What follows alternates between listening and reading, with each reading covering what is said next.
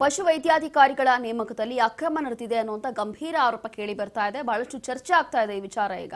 ಹಾಗಾಗಿ ಸಿಐಡಿ ತನಿಖೆಗೆ ಕೊಡಬೇಕು ಅಂತ ಹೇಳಿ ರಾಜ್ಯ ಸರ್ಕಾರ ಈಗ ಆದೇಶ ಕೊಟ್ಟಿದೆ. ವಿಧಾನಸೌಧ ಪೊಲೀಸ್ ಠಾಣೆಯಲ್ಲಿ ದೂರು ಕೂಡ ಕೊಡಲಾಗಿತ್ತು. ಒಂದೊಂದು ಹುದ್ದೆಯೂ ಕೂಡ 80 ಲಕ್ಷಕ್ಕೆ ಡೀಲ್ ಆಗ್ತಾ ಇದೆ ಅನ್ನುವಂತ ಗಂಭೀರ ಆರೋಪ. ಕೆಪಿಎಸ್ಸಿ ವಿರುದ್ಧ ಆರೋಪ ಮಾಡಿದಂತ ಉದ್ಯೋಗ ಆಕಾಂಕ್ಷಿಗಳು. ಹಾಗಾಗಿ ಈಗ ಸಿಐಡಿ ತನಿಖೆ ಆಗಲಿ ಅಂತ ಹೇಳಿ ರಾಜ್ಯ ಸರ್ಕಾರ ಆದೇಶ ಕೊಟ್ಟಿದೆ.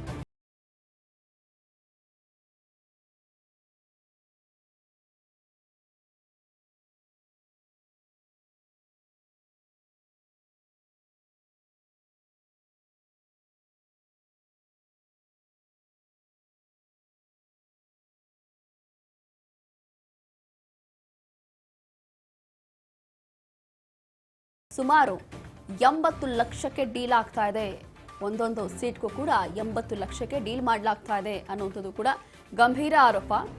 ಕೆಪಿಎಸ್ಸಿ ಅಂತಂದ್ರೆ ಅಲ್ಲೇನೋ ಭ್ರಷ್ಟಾಚಾರ ನಡೀತಾ ಇದೆ ಅನ್ನುವಂಥದ್ದು ಕೂಡ ಇತ್ತೀಚೆಗೆ ಗೊತ್ತಾಗ್ತಾ ಇದೆ. ಕೆಪಿಎಸ್ಸಿ ಅಂತಂದ್ರೆ ಅದು ಭ್ರಷ್ಟಾಚಾರದ ಕೂಪ ಅಂತ ಹೇಳಿ ಜನ ಮಾತಾಡ್ತಿದ್ದಾರೆ. ಅಂತ ಪರಿಸ್ಥಿತಿ ಬಂದುಬಿಟ್ಟಿದೆ.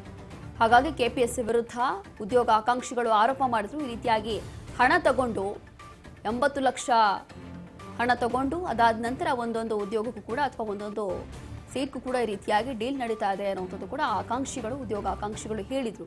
ಕೆಪಿಎಸ್ಸಿ ಅಂತಂದ್ರೆ ಅದು ಒಂದು ರೀತಿಯಾಗಿ ಭ್ರಷ್ಟಾಚಾರದ ಕೂಪ ಆಗ್ಬಿಟ್ಟಿದೆ ಅನ್ನುವಂಥದ್ದು ಕೂಡ ಗಂಭೀರ ಆರೋಪ ಕೇಳಿ ಬರ್ತಾ ಇದೆ. ಹಾಗಾಗಿ ರಾಜ್ಯ ಸರ್ಕಾರ ಈಗ ಒಂದು ಒಳ್ಳೆಯ ಆದೇಶವನ್ನು ಕೊಟ್ಟಿದೆ. ಸಿಐಡಿಗೆ ಕೂಡ ತನಿಖೆ ಆಗಲಿ, ಏನಿದೆ ಸತ್ಯಾಂಶ ಹೊರಗೆ ಬರಲಿ, ತಪ್ಪಿತಸ್ಥರು ಯಾರೇ ಇದ್ರೂ ಕೂಡ ಕ್ರಮ ಆಗಲಿ ಅನ್ನುವಂಥದ್ದು ಕೂಡ ರಾಜ್ಯ ಸರ್ಕಾರದ ಉದ್ದೇಶ. ಹಾಗಾಗಿ ಈಗ ಪಶುವೈದ್ಯಾಧಿಕಾರಿಗಳ ನೇಮಕದಲ್ಲಿ ಏನೆಲ್ಲ ಅಕ್ರಮ ಆಗ್ತಾ ಇದೆ ಈ ಕುರಿತು ಈಗ ಸಿಐಡಿಗೆ ಈ ಒಂದು ಕೇಸನ್ನು ಕೊಡಲಿಕ್ಕೆ ನಿರ್ಧಾರ ಮಾಡಲಾಗಿದೆ.